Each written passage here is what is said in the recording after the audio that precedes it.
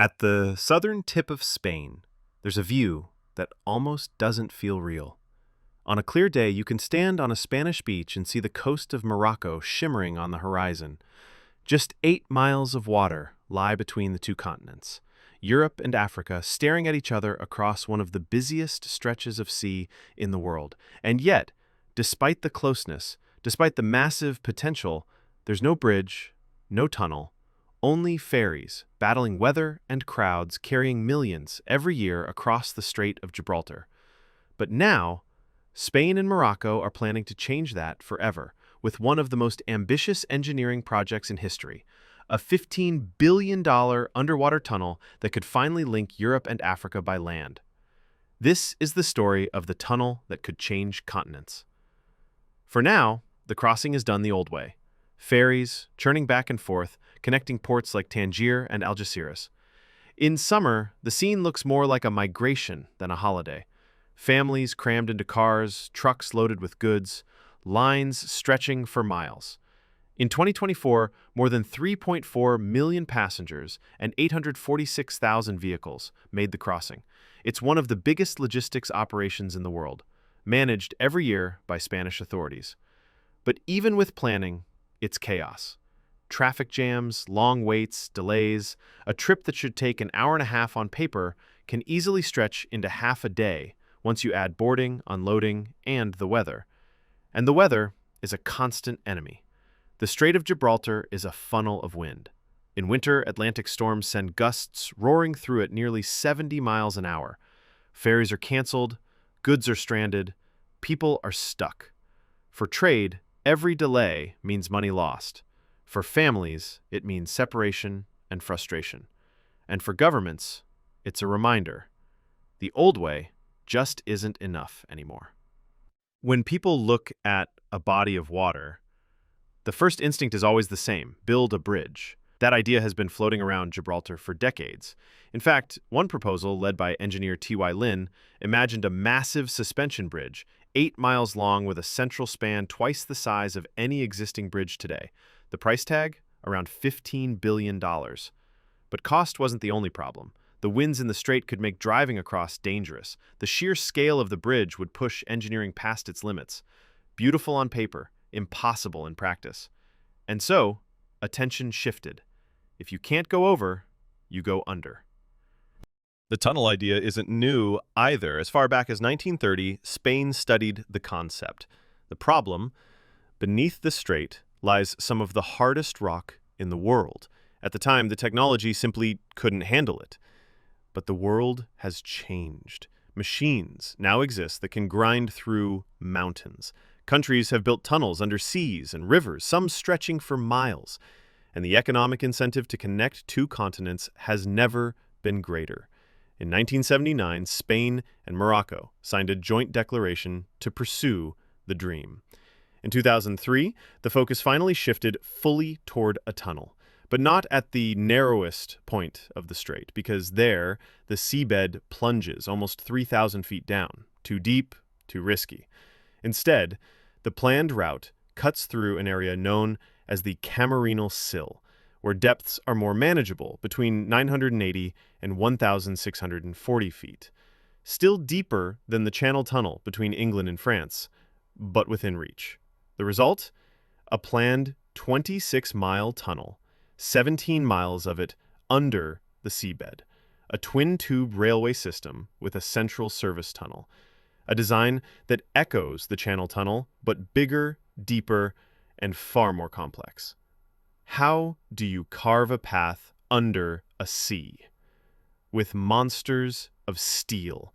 Spain has already invested millions into geological studies, hiring German tunneling company Herrenknecht to survey the seabed. And when construction begins, Herrenknecht's tunnel boring machines, some of the largest in the world, will lead the charge. These machines, nicknamed moles, are as long as football fields and as heavy as jumbo jets. Their rotating heads, fitted with steel discs, grind through rock, while hydraulic arms brace against the tunnel walls, inching forward with relentless pressure. In solid rock, grippers will do the work. In mixed soil, shield machines will step in, capable of handling sudden shifts from soft ground to stone. Every advance will be a battle, and unlike the Channel Tunnel, where geology was relatively kind, the Strait of Gibraltar offers shifting layers, water pressure, seismic activity, and violent currents. Every problem means more money. Every meter means risk. And yet the payoff is too tempting to ignore. Officially, the project is pegged at around $15 billion. But anyone who's seen a mega project like this knows the real number could soar much higher. Construction isn't just about digging a hole. There will be coastal tunnel boxes, ventilation shafts, emergency exits, integration with ports, and terminals capable of handling thousands of cars and passengers every day. Then there's safety. Earthquake proofing, pressure systems, multi-zone airlocks. The Strait of Gibraltar sits on the fault line between the Eurasian and African tectonic plates. This is not a forgiving place to build.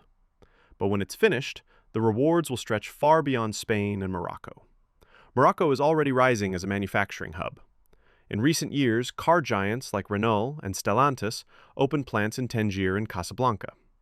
In 2023, Morocco became the biggest car supplier to the European Union, surpassing China and Japan. And that's without a tunnel. Imagine what happens when parts, workers, and goods can move by train directly into Europe without waiting on ferries or storms. Morocco's government is already planning to ramp up production to 1 million cars a year by the end of this decade. A tunnel could accelerate that, unlocking jobs, trade, and investment at a scale never seen before. For Spain, it means new markets. For Europe, cheaper labor and faster supply chains. For Morocco, a chance to leap forward into industrial power. Every great tunnel reshapes the cities at its ends. For Gibraltar's tunnel, that means Algeciras in Spain and Tangier in Morocco. Both are already major ports, handling millions of tons of cargo. With the tunnel, some of that traffic will shift from sea to rail. That means less congestion at docks, more room for new trade routes. Warehouses, logistics centers, service hubs, entire economies will grow around the flow of goods. In Andalusia and northern Morocco, the project could be a once-in-a-century catalyst. And it won't just be freight. Passengers will benefit too. Imagine boarding a high-speed train in Madrid and stepping off in Casablanca without ever changing vehicles. The journey would take hours, not days, and weather would no longer matter. Analysts predict the tunnel could carry nearly 13 million passengers a year, several times what ferries manage now. A train under the sea isn't just a transport link, it's a bridge between cultures. Tourists will no longer see Spain and Morocco as separate trips. Packages could take travelers from Madrid to Marrakesh, from Tangier to Paris, with a single ticket. Families divided by the strait could reunite more easily. Students, workers, and dreamers could move between continents without fear of storms or delays. Europe and Africa would feel less like neighbors separated by water and more like partners connected by steel. But make no mistake, this is not just about trade and tourism, it's about geopolitics.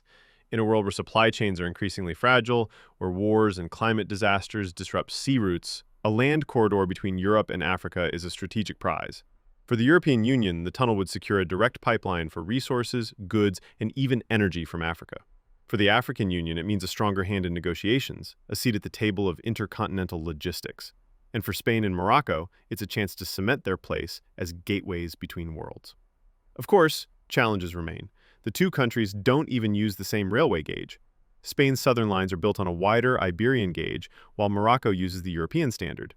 Solutions exist, automatic gauge changers or new lines built from scratch, but each adds complexity and cost. Still, the will is there. And when two continents want something badly enough, history shows they'll find a way. Right now, crews are still drilling, studying, and testing. Spain has already funded seismic surveys, and tunnel boring machines are being designed for the unique conditions. The roadmap suggests preparation through the late 2020s, with full-scale construction starting around 2030. If all goes well, the first trains could run by 2040. 40 years after the dream was formally revived, two continents could finally meet under the sea. At its heart, the Gibraltar Tunnel is more than steel and concrete. It's an idea that Europe and Africa aren't rivals, but partners. That the 8-mile gap that's divided civilizations for centuries doesn't have to be a barrier forever. There will be delays, there will be arguments, There will be costs that spiral and problems no one saw coming. But if the tunnel is completed, it won't just shorten journeys. It will rewrite maps, redraw economies, and reshape how millions of people see their place in the world. From the beaches of Spain to the shores of Morocco, the view across the water has always been the same. Two continents, so close, yet so far. But one day, soon, the answer may come not from ships above the waves, but from trains racing below them. The tunnel between worlds. The door of Africa to Europe. A 15 billion gamble that could change history forever.